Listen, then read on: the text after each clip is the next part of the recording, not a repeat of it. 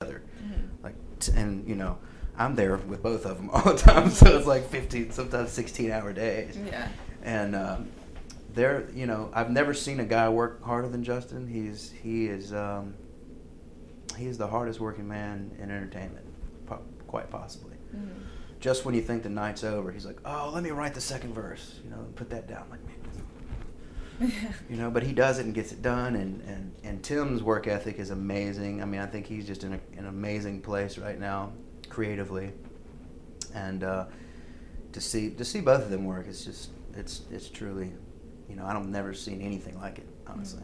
Mm-hmm. And what I've learned is just to go for it. I mean, one good thing about being in Timberland shoes is you can kind of put stuff out there that might not be, if I put that out there, people are like, oh, that's whack, Yeah. But if he does it his certain way, it gets accepted, Mm-hmm. And that's the one that can pave. He can pave the way, for all types of genres and music, and he can take it anywhere he wants to go, and that's pretty awesome. So why do you think the music industry in Memphis isn't what it used to be? Like, now that you've seen it working and you've seen like music that works, like, why do you think it's not happening for Memphis? Well, there's no industry here. Mm-hmm. There's no industry here. There's no labels. There's no management companies. There are no booking agents. There are really not even hardly any publicity here, and that's what it takes. I mean, back in the day, you had label house here, and you had real producers coming in wanting to make real records and label budgets and, all the tools that is needed to uproot yourself and get out of here. Now, it's just sick, raw talent. Yeah. There's just crazy musicians here, But as far as getting up out of here and getting noticed, it's very, very difficult, So if we could get some of that here, get like a house where it's just PR, people who can get your internet stuff out there, and however, anything to promote really helps. And then, of course, doing the leg work and getting out there and touring. Okay.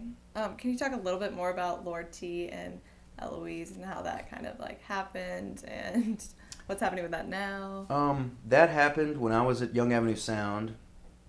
I had convinced the owner to buy an MPC, which is like the old school, way to make beats, programming. Because all the rappers I noticed were coming in, and I was like, I can make beats. I want to make beats. Mm-hmm. Got the machine, learned everything about it. And that was the time Don's son, Cameraman, who now works at the Memphis Music Foundation. I think he's the director there. He had just come off this MCI WorldCom job in London that he hated, moved to Memphis to work in the studio.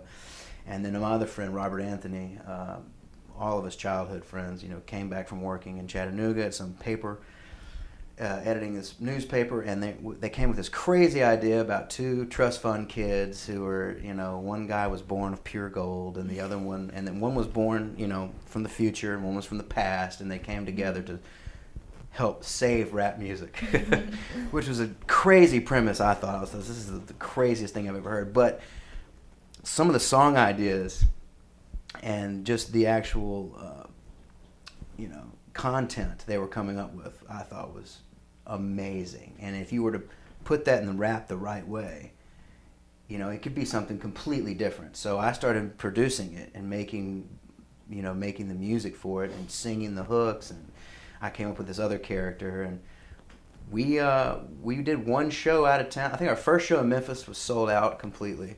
Our first few shows were just crazy because Cameron really did a good job of hyping it up. That was when MySpace was jamming, so we were really killing it on MySpace.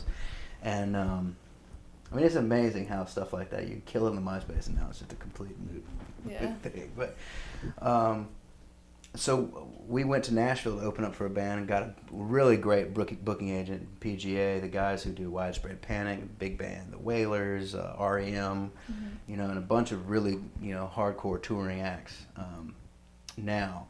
And they started booking us right and left. So it really caused a problem with Free Soul, because we were kind of in Free Soul land. I was like waiting on Justin. Meanwhile, there's this hot new thing that was just jamming, and doing shows and packing them out, because people were like, and we made these crazy videos we make viral, and you know, and the music was really not even that good, and I had to teach these guys how to rap. They had no idea, and I was learning myself, you know, but my experience was just from the Memphis guys that I was working with. And then Cameron got his job and moved on. I put on the wig, and then we really started hitting it and touring a ton. I mean, we played all over the country. We did Seth Green's wedding up in Skywalker Ranch, north of San Francisco, on a tour. That was crazy. Mm-hmm. Just done some really crazy things, taking years off my life. So is that still going on, or? It still is going on. We're almost finished with Blackout Crunk, the new mixtape. I don't know when it'll be out because I simply just don't have time to work on it right now. Yeah. But we're close, and it's great. As far as touring goes, there's not any of that going on right now. There's a couple shows that pop up. If I can do them, I do them. If I can't, Cameron's been filling in and doing, you know, which is really cool. And but we will finish Blackout Crunk, and it will come out because it has to. But for now, you know, we're about to tour.